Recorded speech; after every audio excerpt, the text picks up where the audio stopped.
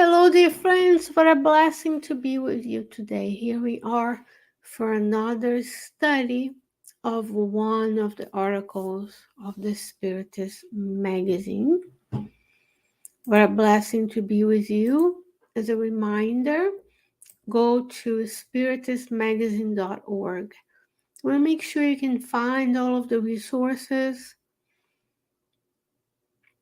for you to get access to these beautiful teachings, study and read, internalize, get inspiration from the good spirits to apply the teachings in your life as well as mine. And today we have an article from issue 43. If you have the app or the magazine, go there and find it. I'm going to share with you what the PDF version of the magazine looks like, and that's the beautiful, not only just visually beautiful, but it's a beautiful message. It's also made with so much care and love by the Spiritist community of volunteers. The magazine is 100% volunteer based, so there's nothing like this on the earth. The quality, the graphics, the teachings, all in this beautiful, blessed package for you and I.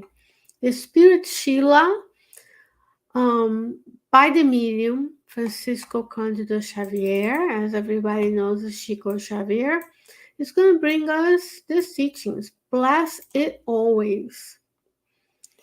So today the invitation is for you and I to look around and see opportunities for blessing others with joy and kindness.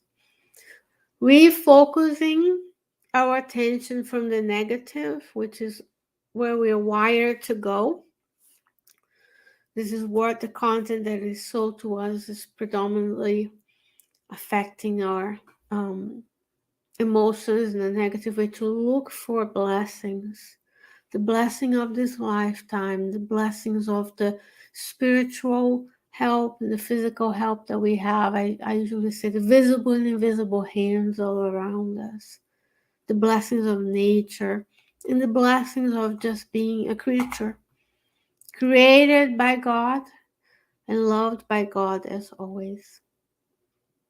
So here we have these teachings. I'll show you the cover of the magazine.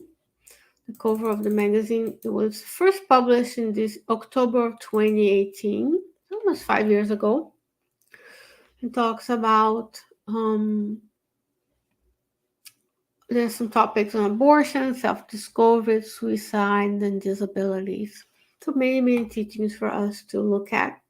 As always, there is one article from the book Spiritist Conduct by Andrea Louise, and many others. So today we're going to go to our topic. As you see, it's very easy to navigate. So I have a computer. The PDF is opened. It works the same from the iPad or your phone. You can get rid of the thumbnails so that you have more space. So I can put the teachings here for everybody to see. All right, so he says, Scheilla is a she.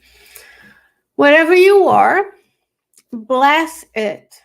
So the blessings of others accompany you. Where are you today? Which physical location? What kind of environment? Bless it. That's exactly where you need to be, that God has granted you the opportunity to be there. Otherwise, you wouldn't be there. And remember, I'm talking more than your physical body location. Remember, we're more than what we see in the mirror. We are an immortal spirit, multidimensional. We have a paraspiritual body. If you're incarnated, you have a physical body. And many more instances where we are all more than what we see, what you're seeing here on the screen. So she says, wherever you are, bless it. She will say, all individuals and all things respond to you according to the touch of your words or of your hands. Everywhere you go, you can leave fingerprints of you, and others leave their fingerprints. Physically, if you're touching everything, which we learned during COVID, we may now need a little bit more distance from others. We've learned personal space. We've learned that we can transmit diseases, that we should wash our hands really good for prevention of disease. But he says, all individuals and all things respond to you according to the touch of your words and of your hands or of your hands. What are we saying to people? How are we saying it? Is it loud? Is it screaming? Is it angry? Is it sad? We're touching people the same way they are touching us. The way they present in the world affects us, the emotional contagion. Our mirror neurons will mirror what's happening. So everything that you do, think, feel has an impact. Look at the responsibility that we have to spread the joy and the blessings of God everywhere we go. She says, bless your home with the light of love in the form of self-denial and work. And your home will bless you with gratitude and joy. The physical home where we live, the care we have, decluttering, cleaning, caring for our loved ones who live with us, and then the home will bless you back. Self-denial and work in the home.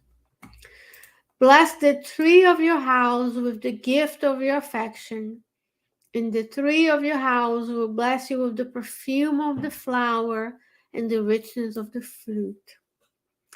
We've learned also the past 2.5 years that people got into gardening, going out and tending to the plants in the animal kingdom, to the spiritual principle that is present and being developed on that being of nature.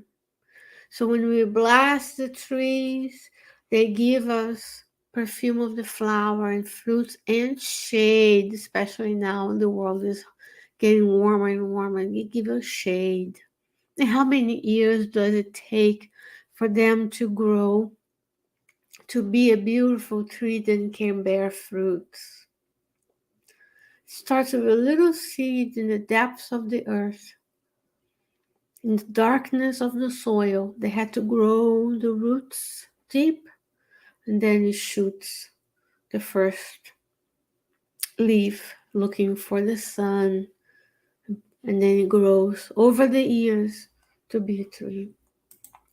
She says, however, if you curse your companion each day with the whip of censure, you will receive sorrow and mistrust. How many of us goes about our day without counting our gratitudes, with disorganized thoughts and feelings and actions, without discipline? We all do. We're still work in progress. The most important part is recognizing it so we can do something about it. So we go around our day criticizing everything and everyone. We just don't go in person because we would be arrested. But at night, during our sleep, we may be fighting those battles of war of censure. I wouldn't do that. Why are they doing this? Why aren't they helping? She says, if you do that, you receive sorrow and mistrust. If you condemn the animal that shares the domestic climate with hunger and flogging, you get rebellion and harshness. The plight of our friends of the other kingdoms of life is dire. They live with us, they partake in our lives much more now, much more awareness to their suffering with the things that we subject them to. So we need to be caring and loving to them. Sometimes they filter a lot of spiritual fluids and vibrations that were aimed at us, and they end up doing that service, that growth in both kingdoms, in both realms. And there's each and every being in the universe is scared by a superior spirit. Now on the earth, we know of 8 billion incarnates, almost 8 billion. At least double that discarnate, probably more. Plus our mentors, plus all of the spheres of life, all of the colonies and outposts of all levels. Goodness reign in the universe. And each and every thing or person is cared for. In truth, you cannot bless evil expressed in cruelty, but you must bless the victim so they may be strong in order to extinguish it. It will not be fair to bless the sickness that afflicts you, but it is indispensable to bless your diseased organ so it may be more safely readjusted, expelling the disease which sometimes imposes bitterness and unbalance on you. Of course, we're not going to say, go and bless, go find a way to be sick. We don't bless the sickness, but we bless the disease organ.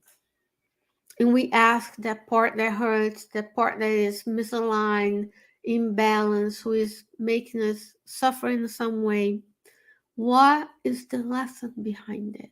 Right? Those are the teachings of Louise Hay.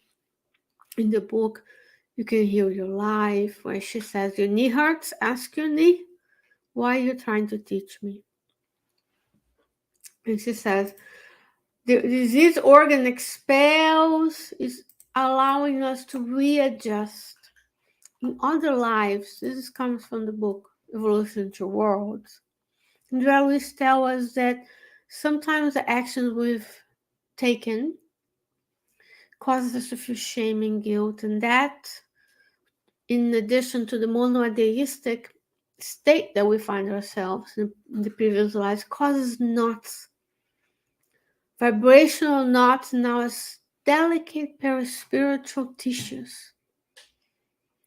And then when we return to the spiritual, from the spiritual realm to the earth, those delicate tissues that have been damaged now could have a propensity for diseases, and that's how we readjust. We expel the disease, and the disease can of course, nobody wants to be ill, but it can be a way for us to ask, what is this process teaching me?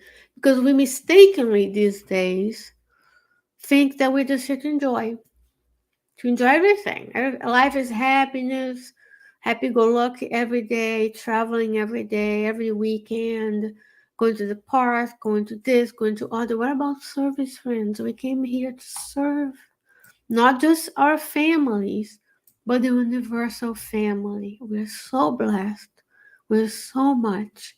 We don't want to find ourselves in the spiritual realm regretting not having helped others when we were here. She says, do not curse even by thought, because nowadays we're better. We're not verbally attacking one another, but we think about it. In the book, it's recent, we did a program on the Spiritist Magazine recently about words. There's also teachings in the book, Calmness, on controlling the voice. Speaking peacefully. And in this book, chapter 3, if I'm not mistaken, is on controlling the voice. Our words have power. They have vibrational attunement as much as our thought. The book Far in Life explains it beautifully. When you think, you're emitting thought particles, thought patterns, and waves out in the universe that resonate with like-minded thoughts. So when we're cursing, we align with the folks who like cursing. And that's almost like an injury to those, spiritual injury, a dart that we're sending to them when we curse by thought. She says, the aggressive or destructive idea is corrosive in your mouth. It hurts you, corrodes you. Shadow in your eyes, it prevents us from seeing. hallucination in your arms, and misfortune in our lives. And many people think they should be aggressive, they should go fight, they should not let anybody take advantage of them. They go and fight with the poor cashier and the person on the street, and they're always angry. She's saying that aggressive, destructive idea is corrosive. Ultimately, it will be hurting us in the end. She says, bless the hand. Oops. She says, bless the hand that hurts you, and the hand that hurts you learn how to avoid delinquency. Bless the word that insults you, and you avoid the extension of retaliation. Bless the difficulty, and the difficulty will reveal precious lessons. How many of us do not see difficulty as an opportunity? We don't understand the concept, or maybe we know, but we haven't fully realized the consequence of actions in previous lives, how the difficulty I have today could be brought on by my own intemperance in this life. We don't see difficulties as lessons. If we are allowed to go through something, if our loved ones are going through something, there's a reason for that. It's either an expiation or a trial. For very few are missions. So we have opportunities and lessons to learn. She says, bless the suffering, and suffering will regenerate you.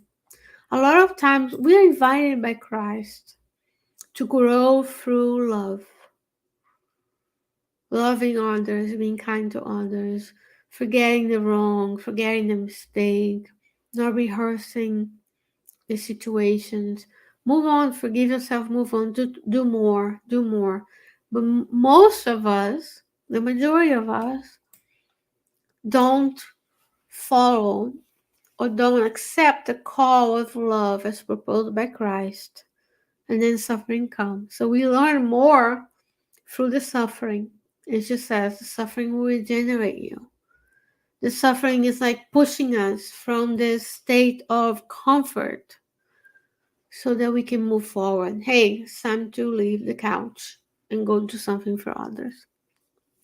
If you're going to wait until everything's perfect, if I wait until my children graduate, if I wait until I retire to do the work I'm here to do, especially if I know of these and I'm not spreading the good news, I'm not joining the Spiritist Center, it may be too late. We don't know if we're going to get to grow old to see all of that. So the time is now. She says, bless the stone, and the stone will serve in the building. In the building of things, right? In the building. The stone is the same that can stone someone like Stephen, but can also be used to recreate the houses that we have now. She says, do not forget the master, the divine master of blessing. Jesus blessed the manger. He made it the luminous cradle of the nascent gospel. He blessed Peter, weakened and faltering, transforming him into a vigorous fisherman of souls. He blessed the obscure Magdalene, and therein formed the sign of human sublimation. He blessed Lazarus, dead, and gave him life. And finally, he blessed the cross itself, carving the victory of the imperishable resurrection. Finally, bless the earth wherever you pass, and the earth will bless your passage forever. Go out and bless it always, whatever the difficulties, whatever the path, whatever the joys and victories, we bless it, because ultimately everything comes from God. They granted us this opportunity to be here, reincarnated this time, knowing of one another through Kardec Radio in our respective locations. The blessings of this technology, bless the technology that grants me this microphone, the camera, and the computer to be able to spread the good news with you. This has been a pleasure and an honor to broadcast live from the Spirit Society of Richmond, Virginia. This is a collaboration between us and Kardec Radio. And until then, God willing, I'll be back with you next week.